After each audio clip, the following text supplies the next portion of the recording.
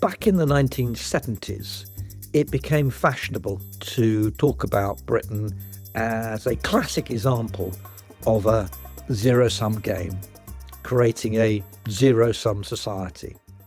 The idea was pretty simple, which was that we had lots and lots of competing interests, and particularly in the mid to late 1970s, trade unions, who were capturing the political process and pushing their vested interests. And essentially, what was zero-sum about it was that particular interests were grasping more and more of the total economic rent, the total economic returns to society, and then someone else lost.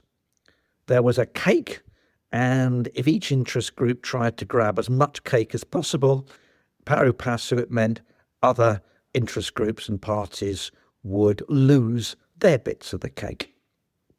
And in the 1970s, this seemed fairly plausible, and it ended up in the Winter of Discontent in 1979, when effectively government stopped functioning in any credible way. Economic growth was low, inflation was high, and it was pretty obvious that the British economy was not sustainable in the way it was being run.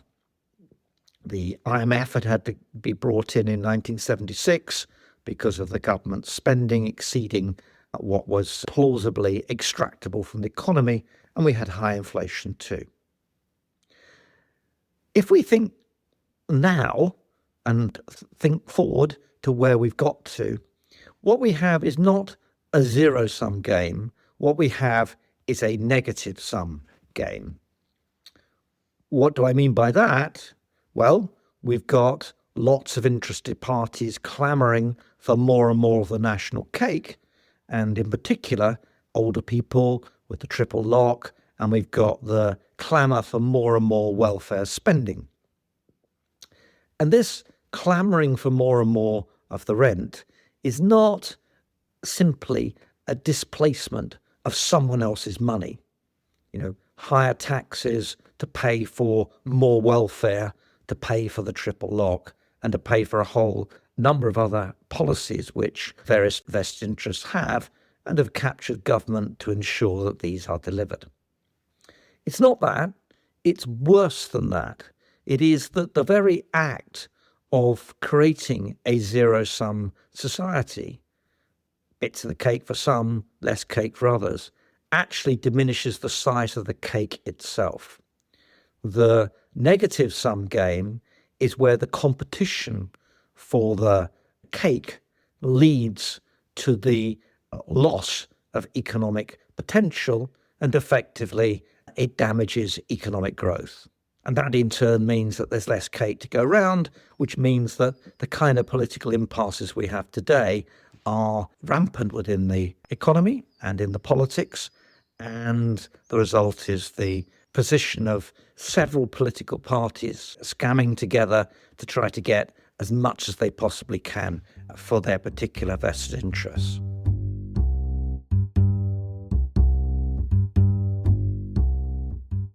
How does that idea carry across to where Britain is now in 2026? Well, you have to hark back to the election in 2024 and remember in those 5 missions, long forgotten, but the 5 missions statement that the Labour Party brought forward, in that was 2 main ideas about how economic growth would be promoted.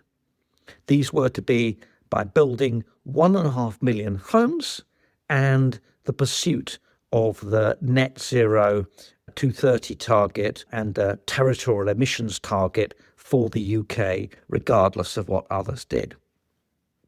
Let's take each of those and let's put them in the context of the other missions that the government had at the time, the incoming government, and these were all around welfare spending, NHS, and so on. The negative sum game works like this. The government wanted to spend more on all of these things, and particularly on welfare and the NHS.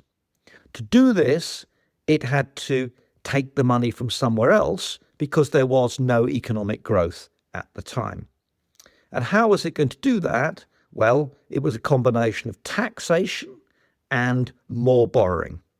The taxation had to be consistent with the manifesto commitment not to raise income tax, VAT and national insurance.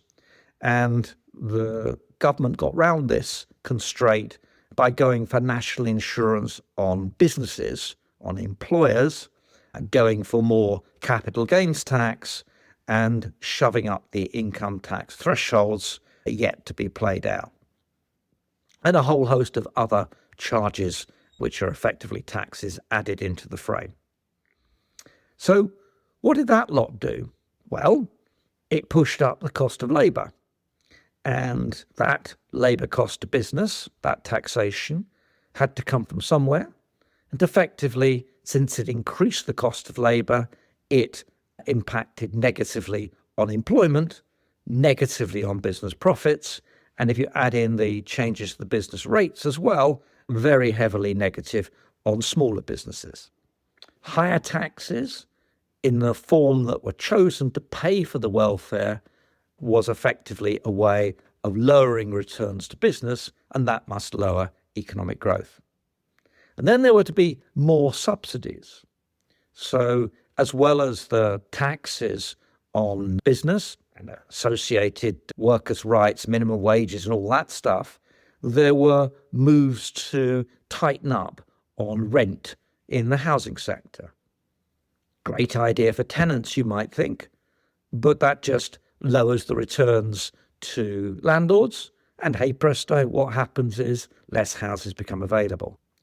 If we add these things together to the great surge towards building 1.5 million houses, well, if you increase the cost of labour and the cost of, therefore, building workers, you are going to increase the cost of houses. And if you do that, what's going to happen is that the ability of people to pay and buy these houses is lowered proportionally, and as a consequence, there's less incentive to build the houses which people can't afford to pay. And unsurprisingly, the ambition of 1.5 million houses, which Steve Reed trotted out repeatedly, is a million miles from being achieved. It won't be achieved. So the housing target isn't going to deliver the growth that the government imagined, and more generally, the increase in taxation reduces the prospects for growth for business. But it's worse than that, because not only did the government rely on taxation to take that money away to pay for welfare, the zero-sum game, but it also moved towards unfunded spending via borrowing. And that's the chunk of money that went to the NHS, etc. Wasn't quite as instant as Liz Truss's unfunded borrowing, but actually it'll turn out to be just as bad. What does that do? Well, it puts up the cost of debt. And it's not surprising that running the deficits that the government's running, and with the prospects ahead of much lower growth, caused in part by the policies of more spending, in those circumstances, it's not surprising that with a higher cost of capital added to the higher cost of labour, economic growth's lower. So that's the second part of what looks like a zero-sum game, dividing up the cake, redistributing it between the players, ends up being a negative-sum game. But then there's one final nail in the coffin of economic growth, and that's choosing policies which quite straightforwardly, and I would argue deliberately, put up the cost of energy. So the UK has amongst the highest gilt rates in the world for debt, the cost of debt. It has pushed up its labour costs against productivity. That makes its labour costs extremely high. And it's ended up with the highest industrial electricity prices in the world. Remember that the net zero programme isn't necessarily going to reduce climate change. And in pursuing the net zero programme, we're ending up requiring more capacity, more grid, and more batteries and storage to produce the same output, the peak demand of electricity in the UK. So the net zero plus cost of labour plus cost of capital adds up to the negative bit of the sum game because it lowers growth from whatever it might otherwise have been, and it leaves Britain on this stagnant path of effectively 0 to 1% growth in the context of population growth going forward.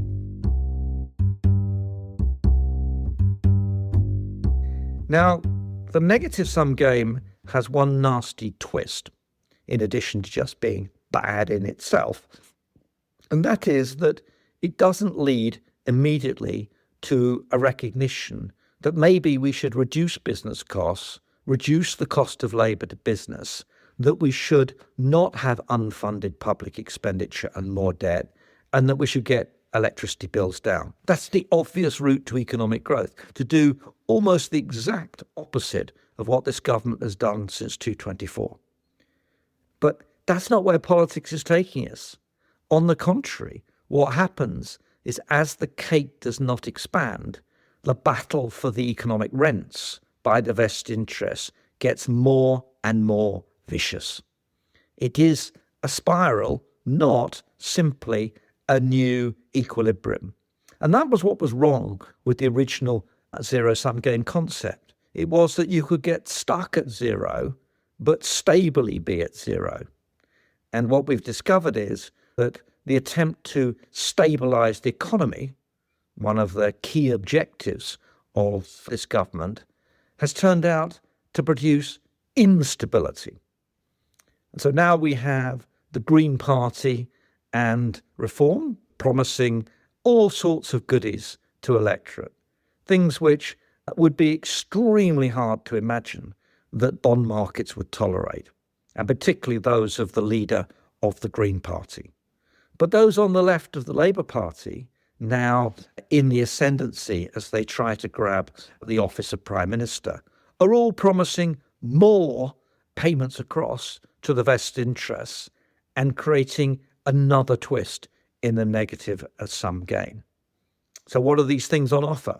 Well, nationalisation. Well, there are some reasons for nationalising certain things, but that isn't going to increase economic growth, and it does encourage the unions to grasp more and higher returns in those nationalised industries. Remember that the first thing that happened when this government nationalised the rest of the railways was to settle for what the train drivers' unions demanded, higher wages. There's nothing that's going to be particularly growth enhancing, at least in the short term, in nationalisation. We're going to build lots of social housing, public sector housing, apparently. Yes, there is a good case for public sector housing, but right now that means that someone else should have to forego the welfare that they would otherwise have had to pay for these things. That's the twist. You can get out of the negative sum game if you reduce welfare spending in order to make the funds available to do investment, whether via the state or by the private sector. Then there's to be more taxes, wealth taxes, more capital gains taxes, and presumably more income tax too. Given the extraordinary high level of taxation in the UK, nobody's explained how that increases economic growth. So my guess is we're in for another twist in the negative sum game. The good news is that because it's completely unsustainable, as it was in the 1970s, it will not be sustained. Wait for that 1979 moment again, when there's the point of reckoning where the money can no longer be borrowed. And as Jim Callaghan at the time said, you can't spend yourself out of the recessionary conditions that were created. So the zero-sum game isn't stable. The negative sum game is not either inevitable or sustainable. And the result is it will not be sustained. And it'll be the bond markets probably that enforce that. Thank you.